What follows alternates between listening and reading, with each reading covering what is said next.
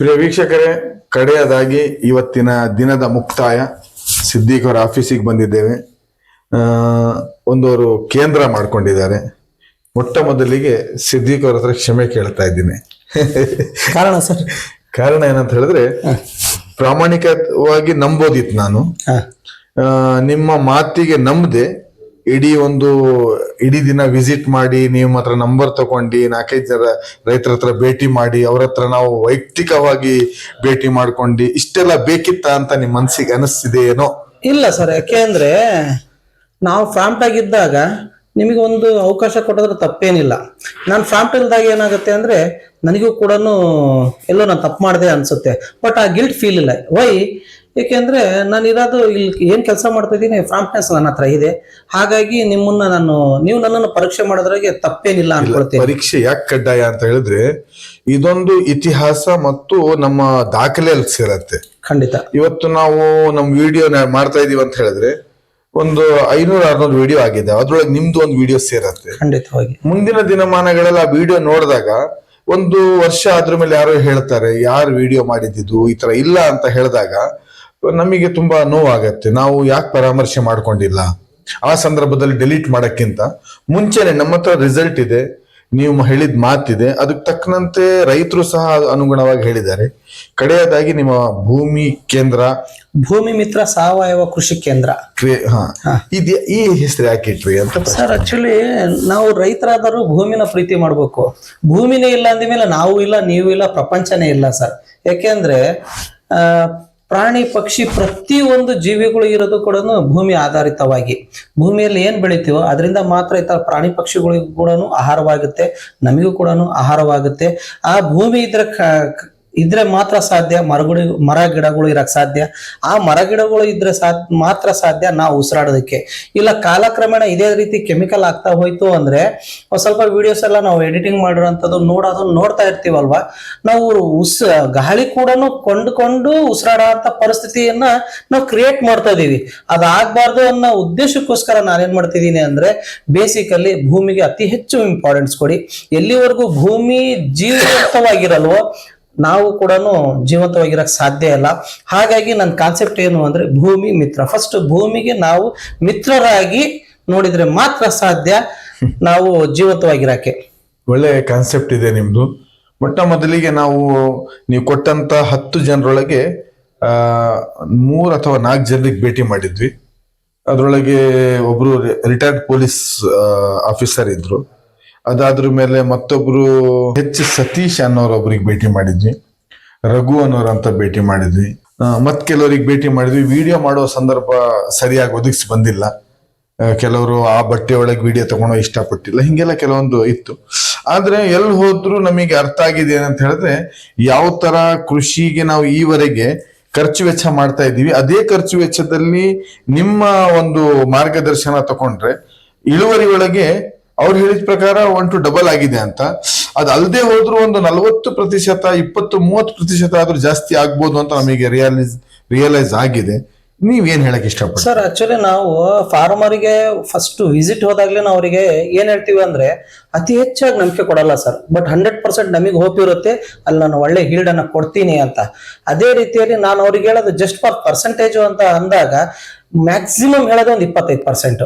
ನಾವು 25% ಅವರಿಗೆ ನಾವು ಹೀಲ್ಡ್ ಹೇಳ್ತಾ ಇದೀವಿ ಅಂದ್ರೆ ಅಲ್ಲಿ 50% ಅವರಿಗೆ ಹೀಲ್ಡ್ ಬಂದಿರುತ್ತೆ. ಅವಾಗ ನಾವು ಅತಿ ಹೆಚ್ಚು ಹೋಪ್ ಕೊಟ್ಬಿಟ್ಟು 25% ಹೀಲ್ಡ್ ಬಂತು ಅಂದ್ರೆ ನನಗೂ ಅವರಿಗೂ ಬೇರೆಯವರಿಗೂ ವ್ಯತ್ಯಾಸ ಇರೋದಿಲ್ಲ. ಹಾಗಾಗಿ ನಾನೇನ್ ಮಾಡ್ತೀನಿ, ಅವ್ರಿಗೆ ಹೋಪ್ ಕೊಡೋದೇ ಸಮ್ ಪರ್ಸೆಂಟೇಜ್ ಕೊಟ್ಟಿರ್ತೀನಿ. ಫಾರ್ ಎಕ್ಸಾಂಪಲ್ ನಾನು 100% ರಿಸಲ್ಟ್ ಕೊಡ್ತಾ ಇದೀನಿ ಅಂದ್ರೆ ನಾನು ಅವ್ರಿಗೆ ಹೇಳೋದು ಒಂದು 25% ಲಾಸ್ಟ್ ಇಯರ್ ಕಂಪೇರಿಸ್ ಮಾಡಿದ್ರೆ ಒಂದು 25% ನಿಮಗೆ ಹೀಲ್ಡ್ ರೈಸ್ ಆಗುತ್ತೆ ಅಂತ ಹೇಳಿರ್ತೀವಿ. ಅಲ್ಲಿ ನೋಡಿದ್ರೆ ನಾನು ಕೊನೆಯದಾಗ ಅವರು ಆಲ್ಮೋಸ್ಟ್ ಹಾರ್ವೆಸ್ಟ್ ಆದಾಗ ಅವರೇ ಇನ್ಫಾರ್ಮ್ ಮಾಡ್ತಾರೆ, ಇಲ್ಲ ಸರ್ ನಮಗೆ ಲಾಸ್ಟ್ ಇಯರ್ಗೂ ಕಂಪೇರಿಸನ್ ಮಾಡಿದ್ರೆ 50% ಹೀಲ್ಡ್ ರೈಸ್ ಆಗಿದೆ. ಈಗ ಮತ್ತೆ ನೆಕ್ಸ್ಟ್ ಇಯರ್ ಏನ್ ಮಾಡ್ಬೇಕು ಸರ್? ಅವರಾಗೆ ವಾಲಂಟಿಯರ್ ಆಗಿ ಬರ್ತಾರೆ ನಮ್ಮ ಹತ್ರ. ಅವಾಗ ಏನಾಗುತ್ತೆ, ನಾನು ಮಾಡ್ತಾ ಇರೋಂಥ ಕೆಲಸ ನನಗೂ ತೃಪ್ತಿ ಅನ್ಸುತ್ತೆ. ಯಾವಾಗ ನಮಗೆ ತೃಪ್ತಿ ಅನ್ಸುತ್ತೋ ಅವಾಗ ಐತಲ್ಲ, ನಾವು ಅವ್ರು ಕೊಡ್ತಾರ ಅಂತ ಫಾರ್ ಎಕ್ಸಾಂಪಲ್ ಫೀ ಅಂತ ನಾವು ಕಲೆಕ್ಟ್ ಮಾಡಲ್ಲ. ಸಮ್ ಅಮೌಂಟ್ ಏನಾಗುತ್ತೆ, ಬರೋ ಹೋಗೋದಂತದ್ದು ಅಮೌಂಟ್ ಕೊಟ್ಟಿರ್ತಾರೆ.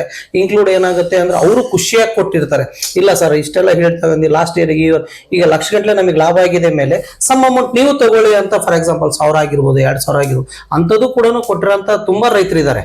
ತುಂಬಾ ಈಗ ನಾನು ಇಲ್ಲೊಂದು ಪ್ರಶ್ನೆ ಉದ್ಭವ ಆಗತ್ತೆ. ತುಂಬಾ ತೀರಾ ಬಡವರು ನಿಮಗ್ ಕರೆಸ್ಕೊಂಡ್ರು, ದುಡ್ಡು ಕೊಡಕ್ ಆಗಿಲ್ಲ ಅಂತವ್ರ ಬಗ್ಗೆ ಏನ್ ಹೇಳಕ್ ಇಷ್ಟ? ಸರ್, ಅವರಿಂದ ₹1 ಕಲೆಕ್ಟ್ ಮಾಡಲ್ಲ. ಇಲ್ಲಿವರೆಗೂ ಓಪನ್ ಆಗಿ ಹೇಳ್ತಾ ಇದೀನಿ, ನಾನು ಹೋಗು ಬರೋ ಅಂತ ಎಕ್ಸ್ಪೆನ್ಸಿವ್ ಕೂಡ ₹1 ಅವರಿಂದ ನಾನು ಎಕ್ಸ್ಪೆಕ್ಟ್ ಮಾಡಲ್ಲ ಸರ್. ನಿಮ್ಮ 16 ವರ್ಷದ ಸುದೀರ್ಘ ಜೀವನದಲ್ಲಿ ಯಾವುದೋ ಒಂದು ತೋಟ ಕೈ ಬಿಟ್ಟು ಹೋಗಿತ್ತು ಅನ್ನುವಂತ ತೋಟ ನಾನು ಉಳಿಸ್ಕೊಟ್ಟೆ ಅನ್ನುವಂತ ಯಾವ್ದಾದ್ರು ಒಂದು ನಿದರ್ಶನ ಹೇಳಕ್ ಇಷ್ಟಪಡ್ತೀನಿ? ಖಂಡಿತವಾಗಿ. ಯಾಕೆ ಅಂದ್ರೆ ನಮ್ಮ ಇಲ್ಲಿ ಲಿಂಗಳ್ಳಿ ಅಂತ ಬರುತ್ತೆ, ತರೀಕೆರೆ ಲಿಂಗಳ್ಳಿ ಅಂತ. ಅವರು ನಮ್ಮ ಫಾರ್ಮರ್ ಆಸ್ ಎ ಪ್ರಕಾಶ್ ಅಂತ ಹೇಳ್ಬಿಟ್ಟು ಅವ್ರ ಸೈಕಲ್ ಶಾಪ್ ಇದೆ. ಅವರಿಗೂ ಕೂಡ ಅನ್ಎಕ್ಸ್ಪೆಕ್ಟೆಡ್ ಆಗಿ ಏನಾಯ್ತು ಅಂದ್ರೆ, ನನಗೆ ಸಿಗಂತ ಫಾರ್ಮರ್ಸ್ ಎಲ್ಲರೂ ಸರ್, ನಾನಾಗಿ ಇಲ್ಲಿವರೆಗೂ ಯಾವ ಫಾರ್ಮರ್ ಹತ್ರನು ಹೋಗಿಲ್ಲ, ನನಗೆ ಸಿಗದೆ ರೆಫರೆನ್ಸ್ ಫಾರ್ಮರ್ ಸರ್. ಹೇಗೆ ಫಾರ್ ಎಕ್ಸಾಂಪಲ್, ನಿಮಗೆ ಒಳ್ಳೆ ರಿಸಲ್ಟ್ ಕೊಟ್ಟಾಗ ನಿಮ್ಮಿಂದ ಇನ್ನೊಬ್ಬರಿಂದ ಇನ್ನೊಬ್ರು ಬರ್ತಾರ ಹೊರತು, ಅದೇ ರೀತಿಯಲ್ಲಿ ಆಸ್ ಎ ಲಿಂಗಳ್ಳಿಗೆ ನಾನು ಬಿಫೋರ್ ಅಂದ್ರೆ 15 years ಬ್ಯಾಕ್ ನಾನು ಹೋದಾಗ ನಮ್ಮ ಜಿಯಾವುಲ್ಲಾ ಅನ್ನೋ ಒಬ್ಬ ಫಾರ್ಮರ್ ಇಂದ ಅವ್ರ ತೋಟ ಚೆನ್ನಾಗಾಗಿ ಮೇಲೆ ನೆಕ್ಸ್ಟ್ ಆ ಪ್ರಕಾಶ್ ಅನ್ನೋರ್ ತೋಟಕ್ಕೆ ಹೋದೆ. ಅಲ್ಲಿ ನೋಡ್ರಿ, ಇದು ಆಗಿರೋಂತ 15 ವರ್ಷದ ಮುಂಚೆ ಇದು. 15 ವರ್ಷದ ಹಿಂಚೆ ಹೇಗಾಯ್ತು ಅಂದ್ರೆ, ಕಷ್ಟಪಟ್ಟು ಅವ್ರ ಅಣ್ಣ ತಮ್ಮ ಇಬ್ರು ಪ್ರಕಾಶ್ ಅಂತ ಹೇಳಿ ಮತ್ತೆ ರವಿ ಅಂತ ಹೇಳ್ಬಿಟ್ಟು ಇವತ್ತಿಗೂ ಅವರು ಇದಾರೆ. ನೆಕ್ಸ್ಟ್ ಟೈಮ್ ವಿಡಿಯೋ ಆಗೈತಲ್ಲ, ಖಂಡಿತ ಅವ್ರನ್ನ ನಾನು ನಿಮ್ಮನ್ನ ಇನ್ವೈಟ್ ಮಾಡ್ತೀನಿ. ಏನಾಯ್ತು ಅಂದ್ರೆ, ಅತಿ ಹೆಚ್ಚು ಕೊಳೆ ರೋಗ ಬಂದ್ಬಿಟ್ಟು ಗಿಡನೆಲ್ಲ ಕಡ್ದು ಸಾಕಾಗ್ಬಿಟ್ಟಿತ್ತು. ಈ ಸವಾಸನೆ ಬೇಡಪ್ಪ, ತೋಟನೇ ಬೇಡ, ತೋಟ ತೆಗೆದು ಬಿಡೋಣ ಅನ್ನೋ ಟೈಮಲ್ಲಿ. ಎಷ್ಟು ಎಕರೆ ಜಮೀನು? 8 ಎಕರೆ ಜಮೀನ್ ಸರ್ ಅದು. 8 ಎಕರೆ ಜಮೀನು. ಏನಾಯ್ತು ಅಂದ್ರೆ, ಅವ್ರ ತೋಟನೇ ತೆಗಿಬೇಕು ಅನ್ನೋ ಟೈಮಲ್ಲಿ ಅವ್ರ ಫ್ರೆಂಡ್ ಇರೋದ್ರಿಂದ ಈ ತರ ಮಾಡಿದೀನಿ, ಹಿಂಗಿದಾರೆ ನಮ್ಮವ್ರು, ಒಬ್ರು ಕರಿತೀನಿ ಅಂದಾಗ ಹೋಗಿ ಅವ್ರು ಕಣ್ಣೀರ್ ಹಾಕಿದ್ರು ಸರ್. ನಾನು ಫಸ್ಟ್ ಡೇ ಹೋದಾಗ ಕಣ್ಣೀರ್ ಹಾಕಿದ್ರು, ತೋಟ ಉಳಿಸ್ಕೊಡಿ, ನೀವ್ ಏನ್ ಹೇಳ್ತೀರ ಅದನ್ನ ಮಾಡ್ತೀನಿ ಅನ್ನ. ಅದು ಹೇಳ್ಬಾರ್ದು. ಅದು ಏನಾಗುತ್ತೆ ಅಂದ್ರೆ, ನಮಗೂ ಕೂಡ ಸ್ವಲ್ಪ ಹರ್ಟ್ ಅನ್ಸುತ್ತೆ, ಅಂದ್ರೆ ನೋವಾಗುತ್ತೆ ಆ ಪರಿಸ್ಥಿತಿ. ಅವ್ರನ್ನ ನಾನು ರಿಮೆಂಬರ್ ಮಾಡ್ಕೊಂಡ್ರೆ ಇವತ್ತು ಅವ್ರ ತೋಟನೂ ಉಳಿತು. ಕೊನೆಯದಾಗಿ ನನಗೆ ಅವರು ಪ್ರಕಾಶ್ ಅನ್ನೋರು ಯಾಲಕ್ಕೆ ಕೇಳಿದ್ರು ಅಂದ್ರೆ, ಅದು ನಾನು ಆಗುತ್ತೆ, ಅದನ್ನ ಈಗ ನಾನು ಹೇಳಕ್ ಇಷ್ಟಪಡಲ್ಲ. ಖಂಡಿತವಾಗಿ ಅವರ ಬಾಯಲ್ಲೇ ಹೇಳಿಸ್ತೀನಿ ನಿಮಗೆ. ಏನ್ ಹೇಳಿದ್ರು? ಅದು ಈಗ ಹೇಳಿದ್ರೆ ಚೆನ್ನಾಗ್ ಅನ್ಸಲ್ಲ, ನಾನೇ ಕೊಚ್ಕೊಂಡಂಗ ಹೇಳಿ. ಬೇಡ ಸರ್, ಖಂಡಿತವಾಗಿ ಆ ಫಾರ್ಮರ್ಸ್ ನಿಮ್ಮನ್ನ ಭೇಟಿ ಮಾಡಿಸ್ತೀನಿ. ಸಂದರ್ಭ ಒದಗಿ ಬಂದ್ರೆ ಖಂಡಿತವಾಗಿಯೂ ಮುಂದಿನ ದಿನಮಾನಗಳಲ್ಲಿ ಪ್ರಕಾಶ್ ಮತ್ತು ರವಿ ಅಣ್ಣ ತಮ್ಮಂದರಿಗೆ ಭೇಟಿ ಮಾಡುವಂತ ಪ್ರಯತ್ನ ಮಾಡೋಣ. ಖಂಡಿತ ಆತರ ಒಂದು ವಿಭಾಗ ಬಂದಿದೆ. ಹಾ ಸರ್, ಅಂತ ತುಂಬಾ ರೈತರಾಗಿದ್ದಾವೆ. ಅವಾಗ ನನಗಿನ್ನ ಬೇಸಿಕ್ ನಾನು ಅವಾಗ ಬಂದಾಗ ಏನಾಗುತ್ತೆ ಅಂದ್ರೆ, ಫಸ್ಟ್ನೇದಂದ್ರೆ ಏನೇ ಒಂದು ವಿಚಾರ ಆಗಿರ್ಬೋದು, ಮೊದಲನೇ ಸಂಬಳ ಆಗಿರ್ಬೋದು, ಮೊದಲನೇ ಭೇಟಿ ಆಗಿರ್ಬೋದು, ಪ್ರತಿಯೊಂದು ಕೂಡ ಲೈಫ್ ಲಾಂಗ್ ರಿಮೆಂಬರ್ ಆಗೋದು ಮೊದಲನೇದೇ ಆಗಿರುತ್ತೆ. ಹಾಗಾಗಿ ಇಂಥ ವಿಚಾರಗಳು ಸಾವಿರಾರು ಬಂದೋಗಿದ್ದಾವೆ. ಅವಾಗ ಏನಾಗುತ್ತೆ ಅಂದ್ರೆ, ನನಗೆ ರಿಮೆಂಬರ್ ಆಗಂತದ್ದು ಪ್ರತಿ ಸರಿನು ಈ ತರ ಇದೆ ಅಂತ ಅಂದಾಗ ಅವ್ರನ್ನ ನಾನು ರಿಮೆಂಬರ್ ಮಾಡ್ತೀನಿ. ಮೊದಲ ಸಂಬಳ ಎಷ್ಟು ಅಂತ ಕೇಳ್ತೀನಿ. ಸಂಬಳ ಅನ್ನೋದಕ್ಕಿಂತನೂ ನಾನು ಮೆಡಿಕಲ್ ಫೀಲ್ಡ್ ಸ್ಟಾರ್ಟಿಂಗ್ ಮಾಡಿದಾಗ ನನ್ನ ಸಂಬಳ ಕೇಳಿದ್ರೆ ₹1200 ನನ್ನ ಮೊದಲನೇ ಸಂಬಳ ಸರ್. ಈಗ ಎಷ್ಟು ತಗೊಳ್ತಾ ಇದೀರಿ? ತಿಂಗಳ ಆದಾಯ ಒಂದು 30,000 ರಿಂದ 50,000 ಆಗುತ್ತೆ ಸರ್. ನೆಮ್ಮದಿಯಲ್ಲಿದ್ದೀರಾ? ತುಂಬಾ ಖುಷಿ. ಏನ್ ಅಚೀವ್ ಮಾಡ್ಬೇಕಂತ ಇದ್ದೀರಿ ಸರ್? ಏನಿಲ್ಲ ಸರ್, ನೋಡ್ರಿ, ನಾನು ಎಲ್ಲದನ್ನು ಕನ್ವರ್ಟ್ ಮಾಡಕ್ ಆಗ್ಲಿಲ್ಲ ಅಂದ್ರೂ ನನ್ನ ಕೈಲಿ ಎಷ್ಟು ಸಾಧ್ಯನೋ ಅಷ್ಟನ್ನ ನಾ ಭೂಮಿನ ಉಳಿಸ್ಬೇಕು ಅನ್ನೋದೇ ಕಾನ್ಸೆಪ್ಟ್ ನಂದು ಸರ್. ಎಷ್ಟು ಮಟ್ಟಿಗೆ ಭೂಮಿ ಉಳಿಸಿದಿರಿ ಈವರೆಗೆ? ನಿಯರ್ ಬೈ ಒಂದು 100 ಎಕರೆ ಅನ್ನೋದಕ್ಕಿಂತ 1000 ಎಕರೆ ಅನ್ಬೋದು ಸರ್. ಆ ಕೃಷಿಕರು ನಿಮ್ಮ ಹತ್ರ ಒಮ್ಮೆ ಬಂದಾಗ ಮತ್ತೊಮ್ಮೆ ನಿಮ್ ಜೊತೆಗೆ ಇರ್ತಾರಂತ ಅನಿಸ್ತಾ ಇದೆ? ಖಂಡಿತವಾಗಿ ಸರ್. ಈಗ ನೀವತ್ತು ಭೇಟಿ ಆಗಿದ್ದೀನಿ ಅಂದ್ರಲ್ಲ, ಅವ್ರ ಹತ್ರ ರೈತರಲ್ಲ, ನನ್ನ ಹತ್ರ 1 ವರ್ಷದ 2 ವರ್ಷದ ರೈತರು ಇರಲ್ಲ ಸರ್. 8, 10 ವರ್ಷ, 15 ವರ್ಷದನು ರೈತರಿದ್ದಾರೆ ಸರ್. ಹೌದು, ನಾವೊಬ್ರು ಭೇಟಿ ಮಾಡಿದ್ವಿ, 9 ವರ್ಷದಿಂದ ನಿಮ್ ಜೊತೆಗಿದ್ದಾರೆ ಅಂತ ಹೇಳಿದ್ರು. ಮತ್ತೊಬ್ರು ಸರಿಸುಮಾರು 7 ವರ್ಷ ಅಂದ್ರು. ಈ ತರ ಇದೆ. ಖಂಡಿತ ಸರ್, ಖಂಡಿತ. ನಾವು ರಿಪೀಟೆಡ್ ಕಸ್ಟಮರ್. ನೀವು ಬರೀ ಅಡಿಕೆಗೆ ಮಾತ್ರನಾ? ಮತ್ತೆ ಇಲ್ಲ ಸರ್, ಎಲ್ಲಾ ಬೆಳೆಗೂ ನಾವು ಗೈಡ್. ಯಾವ್ದು ಉದಾಹರಣೆಗೆ ನೋಡ್ರಿ, ಇಲ್ಲಿ ಚಿಕ್ಕಮಗಳೂರು ಡಿಸ್ಟ್ರಿಕ್ಟ್ ಅಲ್ಲಿ ಇರೋಂಥದ್ದು ಕಾಫಿ ಆಗಿರ್ಬೋದು, ಪೆಪ್ಪರ್ ಆಗಿರ್ಬೋದು, ಇನ್ಕ್ಲೂಡ್ ಅರೆಕನೆಟ್ ಆಗಿರ್ಬೋದು, ವೆಜಿಟೇಬಲ್ಸ್ ಆಗಿರ್ಬೋದು. ಇಲ್ಲಿ ಫ್ಲವರಿಂಗ್ ಎಲ್ಲ ಕಡಿಮೆ ಸರ್. ಇದು vegetables including major crop is ಅರೆಕ and coffee and pepper and as A ginger. ಶುಂಠಿ ಅಂತ ಹೇಳಿದ್ರೆ ಯಾವ ತರ ಇದಕ್ಕೆ ಅಪ್ಲೈ ಮಾಡ್ತೀರಿ ನೀವು? ಶುಂಠಿಗೆ ಏನಾಗುತ್ತೆ ಅಂದ್ರೆ, ಬೇಸಿಕ್ ಇಂದಾನೆ ಸ್ಟಾರ್ಟ್ ಮಾಡ್ತೀವಿ ಸರ್ ನಾವು. ಈಗ ಶುಂಠಿ ಬಂದು 10 ತಿಂಗಳು ಬೆಳೆ ಆಗುತ್ತೆ. 10 ತಿಂಗಳು ಬೆಳೆ ಇರೋದ್ರಿಂದ ಬೇಸಿಕಲಿ ನಾವ್ ಹೇಗ್ ಮಾಡ್ತೀವಿ ಅಂದ್ರೆ, ಅವ್ರ ಬೆಡ್ ಗಿಡ್ಡು ಸ್ಟಾರ್ಟಿಂಗ್ ಸೋಯಿಂಗ್ ಟೈಮ್ ಅಲ್ಲಿ ಏನ್ ಮಾಡ್ತೀವಿ ಅಂದ್ರೆ, ಅವ್ರಿಗೆ ಬೀಜ ಬಿತ್ತನೆ ಟೈಮ್ ಅಲ್ಲಿ ಎರೆಹುಳ ಗೊಬ್ಬರ ಮತ್ತೆ ಕಂಪಲ್ಸರಿಯಾಗಿ ನಾವು ಬೇವಿನ ಪುಡಿಯನ್ನ ರೆಕಮೆಂಡ್ ಮಾಡ್ತೀವಿ ಸರ್. ತದನಂತರ ಆಮೇಲೆ ಹಂತವಾಗಿ ಅಲ್ಲಿ ಬೆಳೆ ಹೇಗ್ ಬರುತ್ತಾ ಹೋಗುತ್ತೋ ಅದಕ್ಕೆ ತಕ್ಕಂತೆ ನಾವು ರೆಕಮೆಂಡ್ ಮಾಡ್ತಾ ಹೋಗ್ತೀವಿ. ಫಾರ್ ಎಕ್ಸಾಂಪಲ್ NPK ಆಗಿರ್ಬೋದು, ಇನ್ಕ್ಲೂಡಿಂಗ್ ಮೈಕ್ರೋನ್ಯೂಟ್ರಿಯೆಂಟ್ಸ್ ಆಗಿರ್ಬೋದು, ಆಮೇಲೆ ಇನ್ಕ್ಲೂಡಿಂಗ್ ಡ್ರಂಚಿಂಗಿಗೆ ಬಯೋಸ್ಟಿಮ್ಯುಲೆಂಟ್ಸ್ ಆಗಿರ್ಬೋದು, ಆಮೇಲೆ ಇದೆಲ್ಲ ಮೈಕ್ರೋಸ್ ಆಗಿರ್ಬೋದು. ಹೋಗಿ ಹೇಳ್ಬೇಕಂತ ಸರ್ ಇಲ್ಲ ಸರ್, ಅಸಾಧ್ಯ. ಯಾಕೆ ಅಂದ್ರೆ ಅಲ್ಲಿ ಏನಾಗಿದೆ ಅಂತ ಹೋಗಿ ಫೀಲ್ಡಿಂಗ್ ನೋಡಿದ್ರೆ ಮಾತ್ರ ಗೊತ್ತಾಗುತ್ತೆ ಸರ್. ಇಲ್ಲಿ ಬ್ಲೈಂಡ್ ಆಗಿ ಹೇಳ್ಬೋದು ಇದನ್ನ ಹಾಕ್ರಿ ಅದನ್ನ ಹಾಕಿ ಅಂತ. ಅವಾಗ ಹಾಕಿದಾಗ ಏನಾಗುತ್ತೆ ಅಂದ್ರೆ ಒಳ್ಳೆ ರಿಸಲ್ಟ್ ಅನ್ನ ನಾವು ಅಪೇಕ್ಷೆ ಪಡಕ್ ಆಗಲ್ಲ. ಅಲ್ಪಾವಧಿ ಬೆಳೆ 3 ತಿಂಗಳು ಮುಗ್ದು ಹೋಗುತ್ತೆ. ಮಣ್ಣಿನ ಪರೀಕ್ಷೆ ಎಲ್ಲ ಹೆಂಗ್ ಮಾಡಕ್? ಈಗ ಮಣ್ಣಿನ ಪರೀಕ್ಷೆ 3 ತಿಂಗಳು ಬೆಳೆಯಲ್ಲಿ ಮ್ಯಾಕ್ಸಿಮಮ್ ಅಲ್ಲಿ ಏನಾಗುತ್ತೆ ಅಂದ್ರೆ ನಾವು ಮಣ್ಣಿನ ಪರೀಕ್ಷೆ ಮಾಡಕ್ ಅಸಾಧ್ಯ ಸರ್. ಯಾಕಂದ್ರೆ ಆಲ್ರೆಡಿ ಅಲ್ಲಿ ಸೋಯಿಂಗ್ ಆಗಿರುತ್ತೆ, ಅಂದ್ರೆ ಬಿತ್ತನೆ ಮಾಡಿರ್ತಾರೆ, ಅವಾಗ ಆಗೋದಿಲ್ಲ. ಹಾಗಾಗಿ ಏನ್ ಮಾಡ್ತೀವಿ ಅಂದ್ರೆ ಅಲ್ಲಿ ಏನ್ ಮ್ಯಾಕ್ಸಿಮಮ್ ಬರೋದು ಡಿಸೀಸ್ ಆರ್ ಡಿಫಿಷಿಯನ್ಸಿ, ಪೋಷಕಾಂಶಗಳ ಕುಂದುಕೊರತೆ ಮತ್ತೆ ರೋಗ ಬಾಧೆ, ಕೀಟ ಬಾಧೆ, ಆಮೇಲೆ ಫಂಗಸ್. ಅದಕ್ಕೆ ಏನ್ ಮಾಡ್ತೀವಿ, ಅದಕ್ಕೆ ತಕ್ಕಂತೆ ನಾವು ಗೈಡ್ ಮಾಡ್ತೀವಿ ಸರ್. ಈಗ ವಿಶೇಷವಾಗಿ ನೀವು ಈ ಒಂದು ಭೂಮಿ ಮಿತ್ರ ಸಾವಯವ ಕೃಷಿ ಕೇಂದ್ರ, ಭೂಮಿ ಮಿತ್ರ ಸಾವಯವ ಕೃಷಿ ಕೇಂದ್ರ ಏನ್ ಮಾಡಿದ್ದೀರಿ, ಇದ್ರ ಉದ್ದೇಶ ಏನು? ಇದ್ರ ಉದ್ದೇಶ ಏನು ಅಂದ್ರೆ ಈಗ ನಾನೆಲ್ಲೋ ಈಗ ಫಾರ್ ಎಕ್ಸಾಂಪಲ್ ನಂದು ಪ್ರಾಪರ್ ದಾವಣಗೆರೆ ಇರೋದ್ರಿಂದ ನನಗೆ ಕನ್ಸಲ್ಟ್ ಮಾಡೋಕ್ಕೂ ಸ್ವಲ್ಪ ಎಲ್ಲೋ ಒಂದು ಪ್ಲೇಸ್ ಇದ್ರೆ ಬೆಟರ್ ಅಂತ ಅನ್ಸಿದಾಗ ಆ ಉದ್ದೇಶಕ್ಕೆ ಒಂದು ಆಫೀಸ್ ಅಂತ ಇದ್ರೆ ಚೆನ್ನಾಗಿರುತ್ತೆ ಅನ್ನೋ ಉದ್ದೇಶಕ್ಕೋಸ್ಕರ ಇಂದ ಆಫೀಸ್ ಅಂತ ಮಾಡಿ. ಆಫೀಸಿಗೆ ರೈತರೆಲ್ಲ ಬಂದು ಭೇಟಿ ಮಾಡ್ತಾರೆ? ಖಂಡಿತ ಸರ್, ಖಂಡಿತವಾಗಿ ಬರ್ತಾರೆ. ಈ ಆಫೀಸ್ ಆಗಿ ಎಷ್ಟು ದಿನ ಆಯ್ತು ಸರ್? ಸರ್ ಮಾಡಿದ್ದು ನಿಯರ್ ಬೈ ಒಂದು 2 months ಅನ್ಕೊಳ್ಳಿ. 2 ತಿಂಗಳು. ಈ ವಿಭಾಗಕ್ಕೆ ಏನ್ ಕಡೂರು ಜನರಿಗೆ ಭೇಟಿ ಆಗಕ್ಕೋಸ್ಕರ ದಾವಣಗೆರೆಯಲ್ಲಿ ನಿಮ್ದು ವಿಶೇಷ ಮತ್ತೆ ಬೇರೆ? ಹೌದು ಸರ್. ಎಷ್ಟು ಆಫೀಸ್ ಇದೆ ನಿಮ್ದು? ಈ ಸದ್ಯಕ್ಕೆ ಇದು ಸ್ವಲ್ಪ ಹೆಡ್ ಆಫೀಸ್ ತರಾನೇ ಮಾಡ್ಬೇಕು ಅನ್ನೋ ಉದ್ದೇಶಕ್ಕೆ ಇದು ಸ್ವಲ್ಪ ದೊಡ್ಡದಾಗಿ ಮಾಡ್ಕೊಂಡಿದೀನಿ. ಹಂತ ಬ್ರಾಂಚ್ ಮಾಡ್ತಾ ಹೋಗ್ತೀನಿ. ಈಗಾಗಲೇ ಎಷ್ಟಿದಾವೆ ನಾವು ಸಣ್ಣ ಬ್ರಾಂಚ್ ಟೈಪ್ ಒಳಗೆ? ಇಲ್ಲ ಸರ್, ಇದು ಮೇಜರ್. ಇಲ್ಲಿವರೆಗೂ ನಾನೇನ್ ಮಾಡ್ತಾ ಇದ್ದೆ, ಮನೇಲೆ ಇದ್ಬಿಟ್ಟು ಕನ್ಸಲ್ಟ್ ಮಾಡ್ತಾ ಇದ್ದೆ ದಾವಣಗೆರೆಯಿಂದ. ಎಸ್. ಈಗ ನಿಮ್ಮ ಮೂಲ ಬ್ರಾಂಚ್ ಆಗಿ ಕಡೂರಿಗೆ ಮಾಡಿದೆ ಸರ್. ಈಗ ನೀವು ಈ ಘಟಕಗಳು ಮಾಡ್ತೀರಾ, ಜಬಿಯವರು ಮಾಡ್ದಂಗೆ ಎಷ್ಟು ಘಟಕ ಇದೆ? ಸುಮಾರು ಇದಾವೆ ಸರ್.